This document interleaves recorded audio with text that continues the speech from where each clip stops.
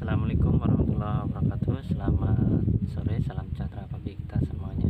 Salam satu lumpur untuk para petani muda.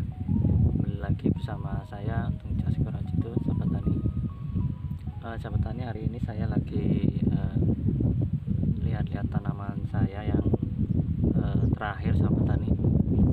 Tanaman saya yang masih kecil. Seperti itu, sahabat tani. Ini baru tanam sekitar 1 minggu lebih, sahabat tani. Ini belum saya pupuk, sahabat tani. Nah, kali ini saya tidak akan membahas tanaman saya ini, sahabat tani. Kali ini saya akan berbagi tips bagaimana mendeteksi padi yang menghilang, sahabat tani. Maksudnya menghilang apa?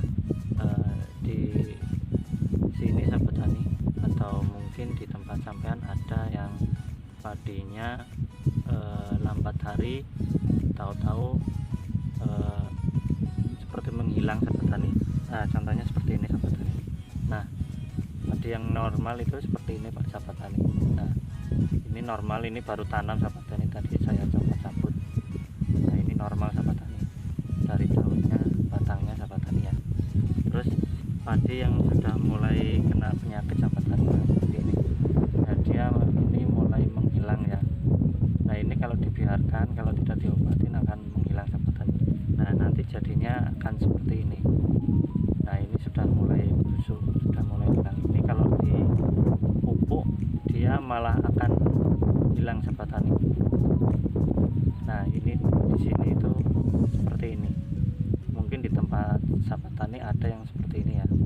Nah, di sini saya akan bahas langkah awal bagaimana mengatasi padi yang menghilang seperti yang saya tunjukkan tadi, sahabat tani. Mungkin kebanyakan orang masih belum paham kok padi saya bisa menghilang seperti ini.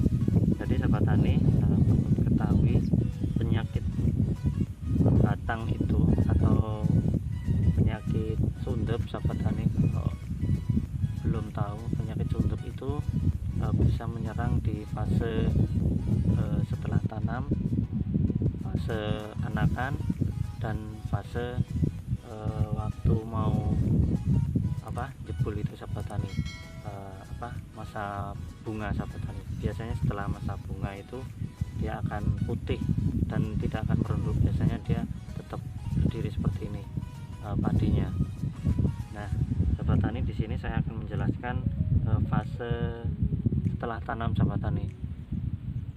Di fase setelah tanam ini biasanya bibit yang kita tanam ini, yang pertama, sahabat tani, mungkin atau kebanyakan sahabat-sahabat tani yang belum paham karena di persemaian belum disemprot obat-obatan yang pencegahan, obat-obatan pencegahan, sahabat tani. Obat-obatan pencegahan seperti mencegah terjadinya sundep yang akan terjadi seperti ini, sahabat tani.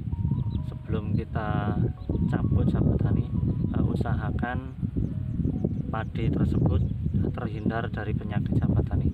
Jadi jangan sampai padi kita tanam, padi setelah kita tanam bukannya tumbuh bagus, malah akan hilang seperti ini, sahabat tani. Jangan sampai ya, sahabat tani. Nah, biasanya langkah awal itu kita antisipasi waktu persemaian, kita semprotkan insektisida, sahabat tani. Di persemaian pun bisa terkena sundep. Nah, sahabat tani yang belum tahu, lakukan langkah-langkah seperti itu ya, sahabat tani. Langkah awal kita semprot dengan insektisida. Nah, langkah kedua setelah dilakukan insektisida tersebut, sahabat tani, langkah yang kedua pengamatan, sahabat tani. Jadi di umur seminggu atau umur lebih dari seminggu, 10 hari atau 15 hari, kita lakukan pengamatan. Jika padinya sehat seperti ini, sahabat tani, tidak diamati padinya sehat, tidak ada indikasi ini, sahabat tani, indikasi yang masih muda ini, yang baru keluar ini bagus, tidak yang linting, namanya garing lah, itu dipastikan bagus, sahabat tani. Nah, yang saya mau bahas, mungkin sahabat tani tidak melihat secara detail ya, apa sih yang menyerang di fase-fase pertama seperti ini, umur-umur seminggu atau 10 hari itu banyak yang apa ya, mengeluh, padi saya setelah dipupuk kok apa ya, bukannya tumbuh bagus malah menghilang. Nah, itu dipastikan terkena ulat lemah, ulat tanah sahabat tani, bisa jadi suntup sahabat tani. Nah, di sini saya punya kesimpulan sahabat tani, yang saya tunjukkan ini adalah terkena suntup sahabat tani. Mungkin sahabat-sahabat tani masih ragu apakah benar itu terkena suntup.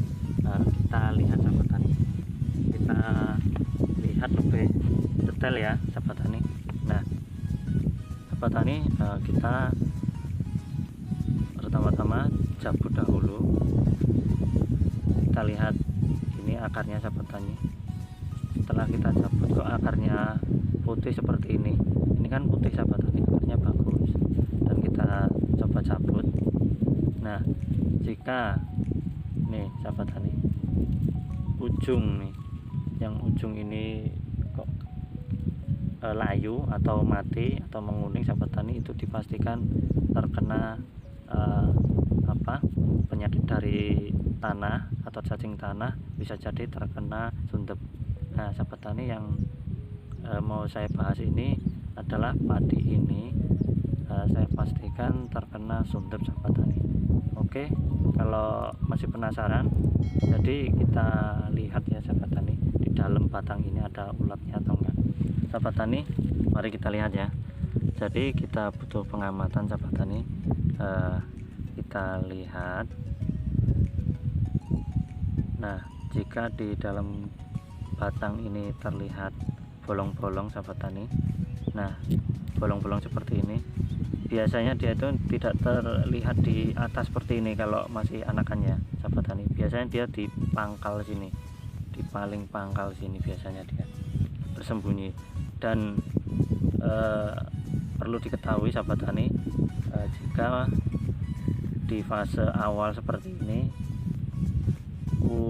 ulat yang ada di batang atau ulat penggerek batang itu dia bersembunyi di pangkal biasanya sahabat tani. Di paling pangkal itu serangan awal sahabat tani. Nah, serangan awal itu biasanya terjadi di persemaian. Saya ulangi lagi, terjadi di persemaian.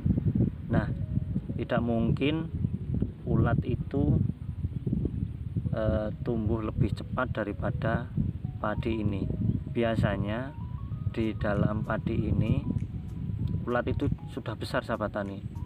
Nah, besar itu biasanya ulat itu lebih dari 4 atau 5 hari sahabat tani, lebih dari seminggu.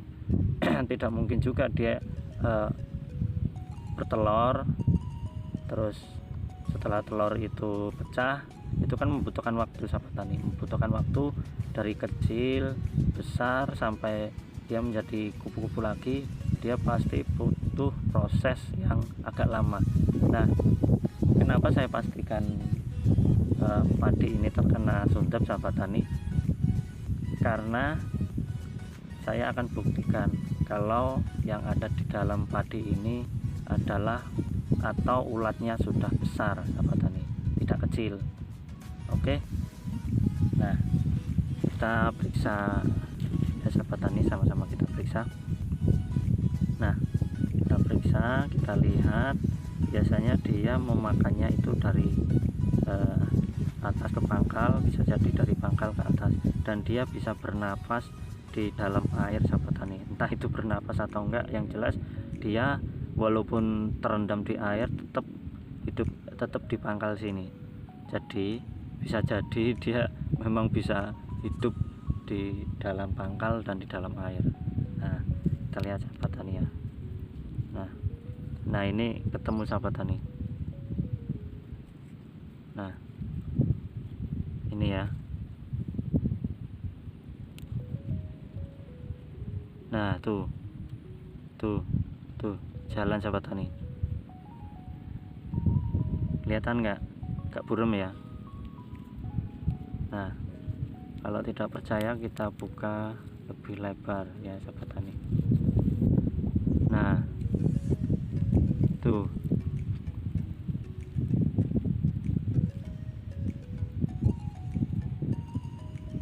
nah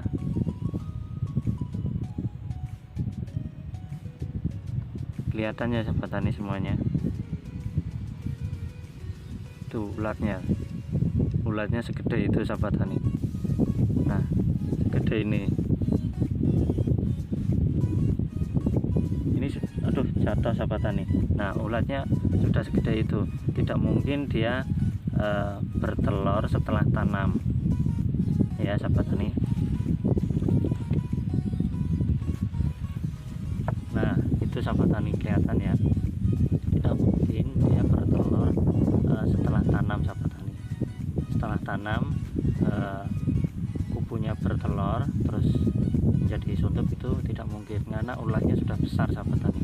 Nah kalau sudah besar seperti itu biasanya dia antisipasinya yaitu yang saya sebutkan tadi, dia tidak dilakukan penyemprotan atau mungkin dilakukan penyemprotan tapi tidak mati. Jadi usahakan sahabat tani jika melakukan penyemprotan gunakanlah dosis yang maksimal. Nah sahabat tani sudah tahu semuanya ya sahabat tani. Jadi pada intinya sahabat tani sebelum padi kita terkena suntup atau kemungkinan kena suntup sahabat tani, lebih baik sebelum kita tanam melakukan penyemprotan. Tanam sebelum 2 hari lah, 2 hari sebelum tanam atau 2 hari sebelum penyemprotan usahakan lakukan penyemprotan. Setelah itu cabut tanam, mudah-mudahan hasilnya tidak seperti ini sahabat tani. Ini padi ini di tempat tetangga saya sebelah sana sahabat tani. Saya amati, saya lihat ternyata terkena penyakit di tengah. Ini padi saya sahabat tani. Alhamdulillah sehat. Itu saja yang bisa saya sampaikan. Mudah-mudahan inspirasi sahabat-sahabat tani semuanya, bisa mengedukasi sahabat-sahabat tani semuanya.